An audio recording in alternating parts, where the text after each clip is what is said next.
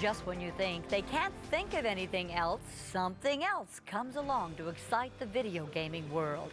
This is Xbox's latest volley for market share and is called Kinect. And our biz doc Nick Bontis says what's good business for Xbox is opening up a window on the future in real life. Okay, Nick, so what's so special about Kinect, this new game console thing? So the latest and greatest in game consoles. I'm going to start off by talking a little bit about history. So back in the day, you had something in your hand and it was connected by a wire. And then the next innovation was you had something in your hand and there was no wire. And then the next innovation was you had something in your hand and you could move it and the screen would actually monitor your movements. That was the Nintendo Wii. Right? That's right. That was last year. And now this year, Microsoft Kinect has a camera. You don't have to hold anything in your hand. All you have to do is move, make gesticulations and hand gestures, and the game actually follows your movement through a camera. So that's the latest and greatest from Microsoft Xbox. Amazing. So how's it playing out? Are there any problems, bugs with it so far? A couple of things that we've noticed so far. First thing is when you're wearing clothes at home playing the game, you have to have contrasting clothes, believe it or not. So if you're wearing a black jacket, for example, and the wall behind you is also black, the camera has a little bit of difficulty making out your hand gestures. The second thing is furniture. If you have too much furniture around, the camera looks at the furniture and thinks it's another limb of yours. So you actually have to clear the space when you're playing the games, absolutely.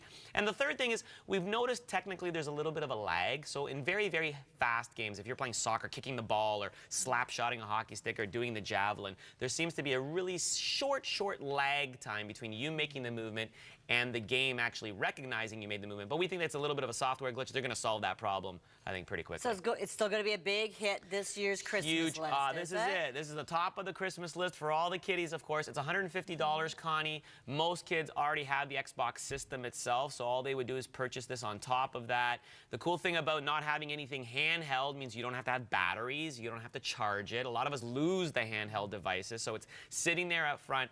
I predict that it'll be the hottest gift for Christmas. I'm writing People this will be down. running up. Okay. That's right. Multi-million dollar revenue for Microsoft for sure. Where does this leave video games to go next? Like, can they go anywhere Can they get else? any better? No kidding. So obviously, we started with high definition. You know, the Sony PlayStation 3 came out and created high definition, which was fantastic, a huge leap in terms of the quality of games. But the next iteration past high definition is 3D. So, of course, playing a game three-dimensionally, I think, is going to be nuts, Connie. It's going to be amazing. Perhaps they might have to wear those virtual glasses, but you can imagine actually being involved in the game itself. And the next thing that I predict might happen is the advent of smell. You can imagine the game console having a little bit of a cartridge with a little bit of an aerosol. So let's say that we were in the jungle, and then all of a sudden, psoo, you know, a little smell of coconut would come through, right?